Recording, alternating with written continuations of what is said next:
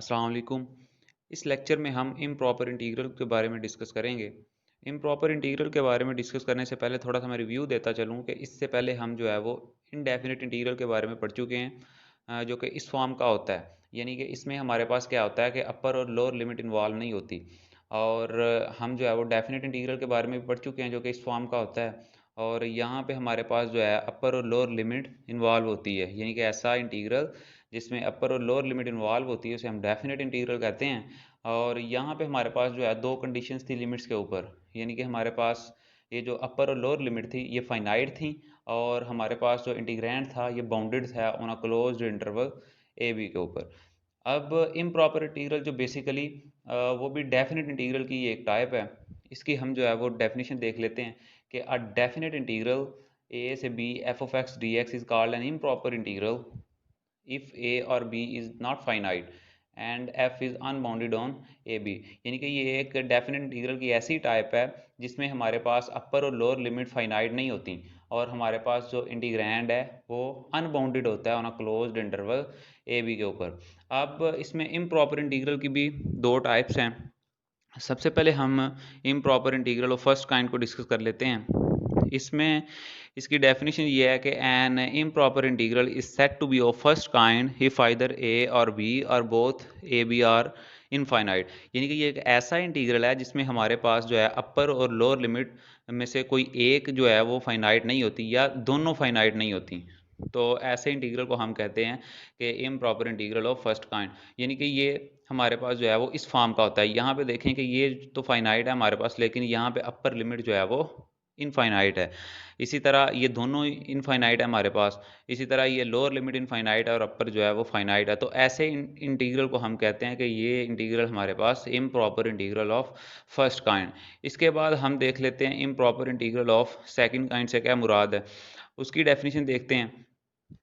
यहाँ पे improper integral of second kind की डेफिनेशन ये है कि an improper integral is set to be of second kind if F becomes unbounded और infinite at one of the limits or at both limits A और B. यानी कि ये एक ऐसा डेफिनेट इंटीग्रल है। बेसिकली ये डेफिनेट इंटीग्रल की टाइप है, और मज़ीद आगे ये इम्प्रॉपर इंटीग्रल की जो है वो दूसरी टाइप है जिसे हम कहते हैं improper integral of second kind. और इसकी डेफिनेशन ये है कि यहाँ पे हमारे पास जो है वो लिमिट्स तो फाइनाइट होती हैं, लेकिन जो हमारा इंटीग्रैंड होता है, जो फंक्शन होता है, वो अनबाउंडेड होता है या वो इनफाइनाइट होता है।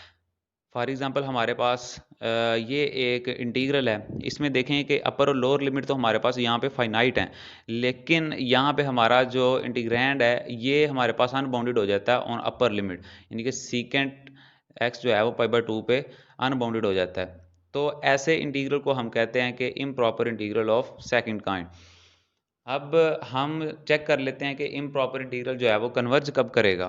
तो इम्प्रॉपर इंटीग्रल जो है वो कन्वर्ज करने से ये मुराद है कि अगर हमारे पास फॉर एग्जांपल ये इम्प्रॉपर इंटीग्रल है तो इसकी लिमिट जो है अगर फाइनाइट आती है, यानी कि ये लिमिट अगर हमारे पास फाइनाइट आ जाती है, ये एग्जिस्ट करती है, तो हम कहेंगे कि ये इम्प्रॉपर इंटीग्रल जो है ये हमारे पास कन्वर्जेंट है। यानी कि दूसरे लफ्ज़ों में हम ये कह सकते हैं कि an improper integral is said to be convergent if for epsilon greater than 0 there exists a natural number k such that कि ये कंडीशन होल्ड करे। बेसिकली ये हमारे पास जो है ये लिमिट की डेफिनेशन है। अभी हमने ये पढ़ा है कि अगर हमारे पास ये इम्प्रॉपर इंटीग्रल ये तब कन्वर्ज करेगा अगर हमारे पास इस लिमिट की वैल्यू जो फाइनाइट आती है, यानी कि ये लिमिट जो है वो एग्जिस्ट करती है।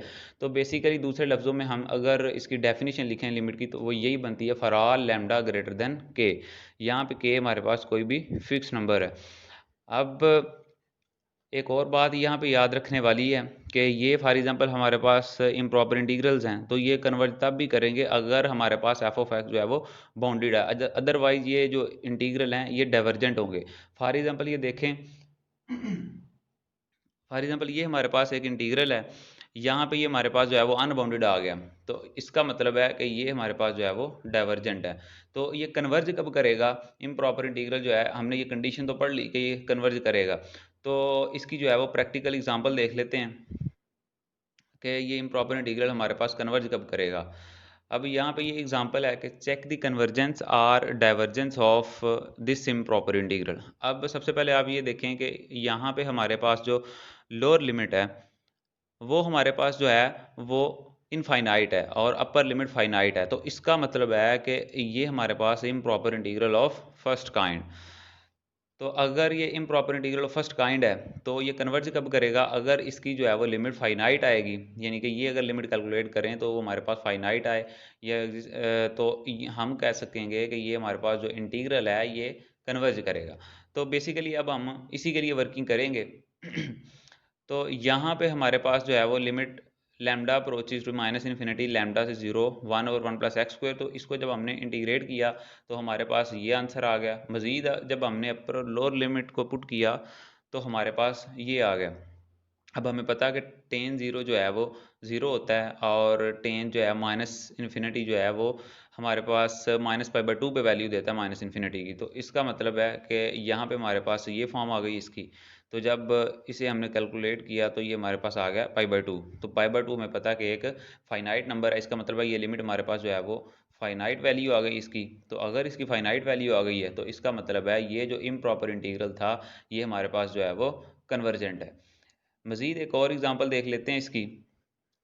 वो कह रहा है कि चेक द कन्वर्जेंस और डाइवर्जेंस ऑफ दिस इंटीग्रल। यहाँ पे भी देखें कि यहाँ पे हमारे पास जो है वो अपर लिमिट जो है वो इनफाइनाइट है, तो इसका मतलब है ये इंटीग्रल हमारे पास है improper integral of first kind. तो इसका सलूशन देखें कि ये कन्वर्ज तब करेगा अगर ये लिमिट एग्जिस्ट करेगी, ये लिमिट फाइनाइट आएगी। तो इसे हमने बेसिकली कैलकुलेट करना है यहाँ पे। तो ये इम्प्रॉपर इंटीग्रल को जब हमने इंटीग्रेट किया यहाँ पे तो हमारे पास ये फॉर्म आ गई। जब हमने अपर और लोअर लिमिट यहाँ पे पुट की तो हमारे पास आ गया -e⁻²λ प्लस e⁻0। अब हमें पता है कि किसी भी चीज़ की पावर अगर ज़ीरो है तो वो हमारे पास जो है वो वन आ जाता है। तो जब हमने यहाँ पे इसकी जगह वन पुट कर दिया, यहाँ पे लिमिट पुट की, तो ये बेसिकली माइनस इन्फिनिटी बन जाता है। तो इसे हम जो है वो फ्रैक्शन में ले आए तो हमारे पास ये फॉर्म बन गई। अब हमें पता है कि 1/इन्फिनिटी का आंसर जो है वो ज़ीरो होता है और 0 + 1 = 1। तो वन एक हमें पता है कि एक फाइनाइट नंबर है। तो अगर ये फाइनाइट आ गई यानी कि लिमिट हमने कैलकुलेट की तो ये हमारे पास जो है वो फाइनाइट आ गई। तो अगर ये फाइनाइट नंबर आ गया तो इसका मतलब है कि हमारी ये जो हमारा इम्प्रॉपर इंटीग्रल था ये कन्वर्जेंट है। तो यही बेसिकली हमने जो है वो चेक करना था कि इम्प्रॉपर इंटीग्रल जो है वो कन्वर्जेंट कब होगा। तो अगर हमारे पास ये लिमिट फाइनाइट आती है इसकी वैल्यू तो इसका मतलब है इम्प्रॉपर इंटीग्रल जो है वो कन्वर्ज करता है। तो यही बेसिकली आज का हमारा लेक्चर था। मज़ीद नेक्स्ट लेक्चर में हम Kashi's criteria for convergence of improper